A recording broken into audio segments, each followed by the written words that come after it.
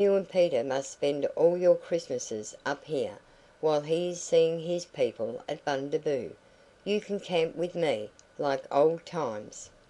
At the last moment Rose broke down, and wept upon the breast of her favourite sister, in the act of bidding her good bye, perhaps because Frances chanced to be absent at the time. "Oh, Debbie darling, I won't deceive you. I am not going shopping. I am going into Melbourne to get married quietly and have done with it, so as not to be a nuisance to you any more."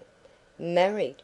gasped Deb, holding the agitated creature at arm's length. "What, now? And you spring this on us without a word of warning." "What was the use, Deb? You know what you would have said. I have got to have him, dear, I really have, and this seemed the only way. Where is he?" "Waiting till I'm ready. They have a carriage outside. His mother and sister are going with us. His father will join us when we get there.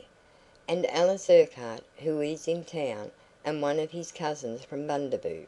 Quite respectable and above board, you see, only very quiet, so as not to trouble you and the girls and poor dear Bennet Goldsworthy more than we can help." "Not trouble us?" broke in Deb, her face, that had paled a moment ago, flaming scarlet. "Rose, in your wildest aberrations, I did not credit you with being capable of humiliating us to this extent." "Ah, you always say that. If you only knew him. But some day you will. And then you will wonder how you could have set yourself against us so. I can't help it, Deb. I did it for the best. Marry him I must and will, and I am only trying to do it in a way as inoffensive to you as possible." "You call this an inoffensive way? But those people cannot be expected to know."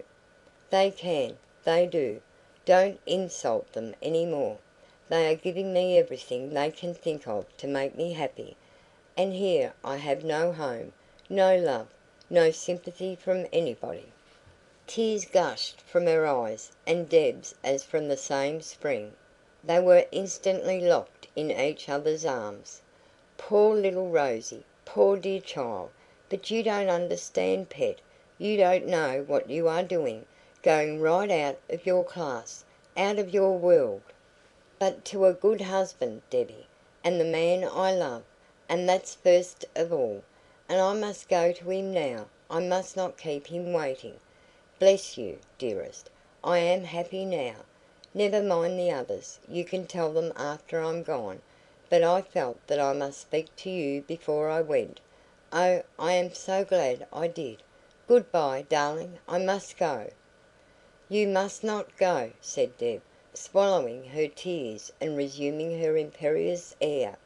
"Not this way, Rose, as if your family had cast you off.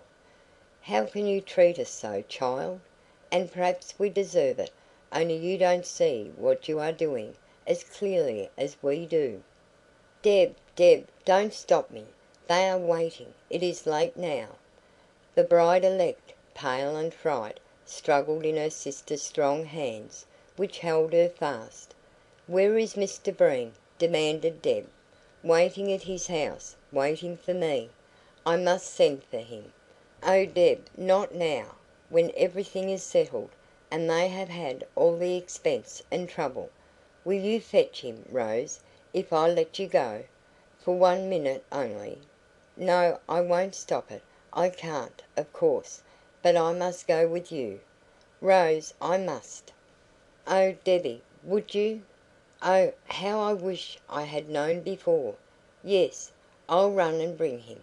We must drive faster, that's all." "Oh, Deb, how happy this will make us! But " "Run away and fetch him. Ask him, with my compliments, if he will be so good, and I will get my hat on while you are gone." How she managed it was a mystery, but by the time the bridegroom appeared, Deb was in her best walking costume, hatted and veiled, with a pair of new pale coloured gloves in her hand. "Mr Breen," said she, grave and stately, I am going to ask a favour of you. Allow me to take my sister to the church and give her away."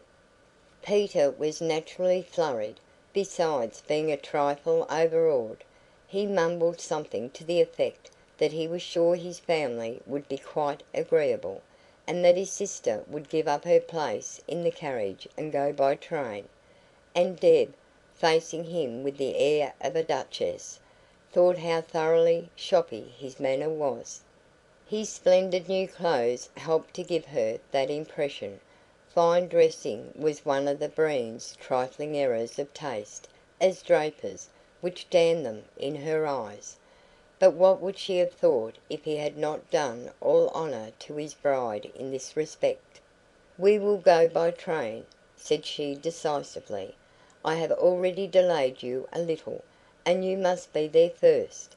The train will be quicker than driving, so that we shall be quite in time." She smiled as she caught his swift glance of alarm at Rose. "No, I am not going to kidnap her. I only wish to observe the proprieties a little, for her sake." "If the proprieties have not been observed," retorted Peter, suddenly bold, "it has not been all my fault, Miss Pennycuick." "Perhaps not," she said gently, for she was a generous woman. "Perhaps not. At any rate," holding out her hand, "we must let bygones be bygones now. Be good to her, that is all I ask."